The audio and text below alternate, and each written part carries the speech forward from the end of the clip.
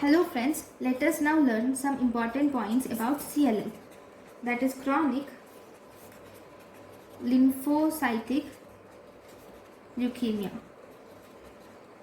This chronic lymphocytic leukemia is most commonly seen in elderly. It is the most common leukemia in the West. This is not associated with radiation. The most common deletion associated with it is deletion 13q. This is the most common genetic alteration. So what is happening in this deletion 13q? In this deletion 13q, there is deletion of miRNA, that is microRNA 15 and 16. What are the other genetic abnormalities? Other genetic abnormalities: 1. Deletion 13q. There is also trisomy 12. There is deletion 17q. Then there is BTK mutation. So all these are seen. What is BTK? That is, you will see presence of gluten tyrosine kinase mutations are seen. Okay. That is, there will be increased BTK activity. So what happens if there is increased BTK activity? This gluten tyrosine kinase will convert pre-B cell to B cell. Okay, this will cause, these B cells will get converted to plasma cells, which will lead to antibody formation. But if there is increased BTK activity, this will result in increased antibodies. Right? Next, if you see the clinical features,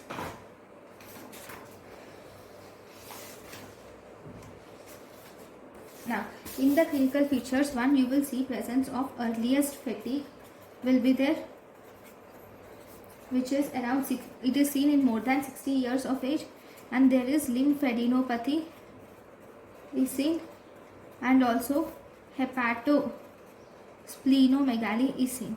Lymphadenopathy and hepatosplenomegaly is seen. Now if you see the criteria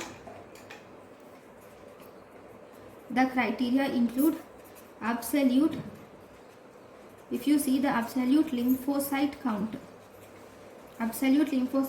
will be more than 5000 per millimeter cube, which is persistent. Absolute lymphocyte count will be more than 5000 per millimeter cube. Persistently, it will be more than 5000 per millimeter cube. Then in the bone marrow, the lymphocytes will be more than 30% lymphocytes will be seen in the bone marrow. Then if you see CD5, CD23 positive.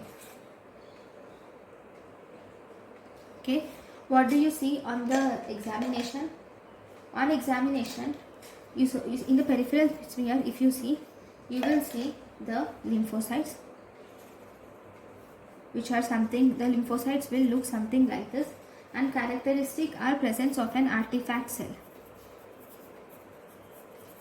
which are called as brush cells. Okay, and definitely there will be RBC. These are RBC. So what are you seeing here? Here you will see, number 1, these are lymphocytes. These lymphocytes are arranged well. They are arranged as convent school girl. That means all the lymphocytes are uniform. All the lymphocytes look uniformly as convent school girl. Now, these lymphocytes are actually fragile.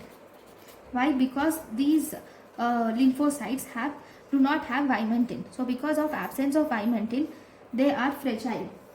So, because they are fragile, so they will, while we are making a smear, they will smudge. They will get broken down and result in formation of these smudge cells, are also called as basket or parachute cells.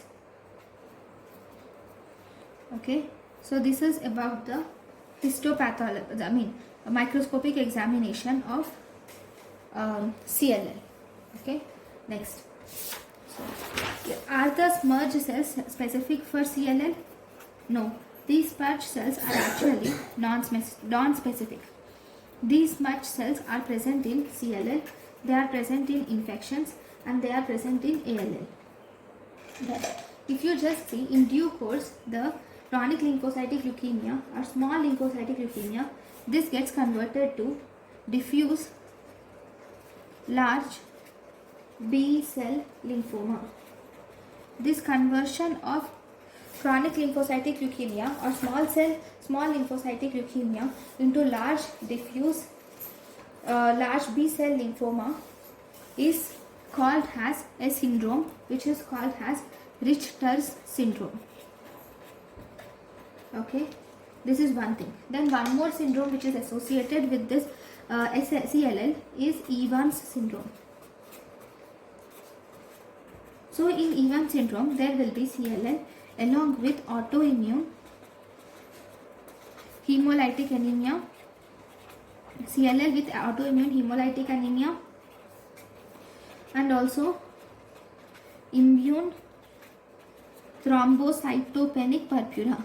CML with autoimmune hemolytic anemia, immune thrombocytopenic purpura is together called as Evans syndrome. Okay, then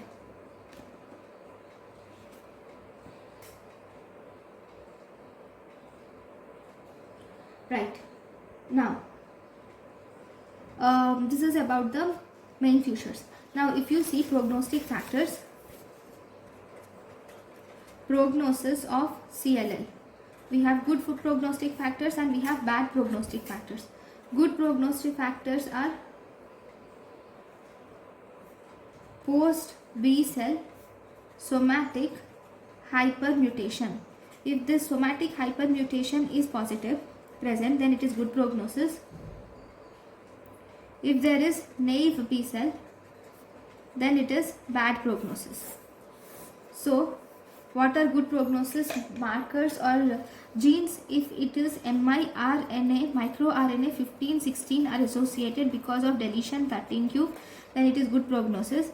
If it is CD38 notch or ZAP70 mutation is associated with it, then it is bad prognosis. If there is increased beta 2 microglobulin and if there is increased LDH, then also there will be bad prognosis. Then if you see, there is a staging which is available for this CLL, that is, we call it as Rye and Binet staging. According to Rye and Binet staging, Binet, we have Binet A, B, C, and we have Rye, which is 0, 1 or 2, 3 or 4 types. So first, Binet A shows less than 3 areas of lymphadenopathy. Binet A shows less than 3 areas of lymphadenopathy, whereas Binet B shows more than 3 areas of lymphadenopathy, whereas Binet C shows anemia plus or minus thrombocytopenia. Binet C shows anemia plus or minus thrombocytopenia. Rye 0 shows lymphocytosis in peripheral bone marrow. Rye 0 shows lymphocytosis with peripheral bone marrow only, whereas Rye 1 to 2 shows lymphadenopathy plus or minus hepatosplenomegaly. Lymphadenopathy plus or minus hepatosplenomegaly. Then if you see, Rye 3 or 4 shows anemia which is less than 11 gram per deciliter plus or minus thrombocytopenia which is less than 100 into 10 to the power of 9 per liter.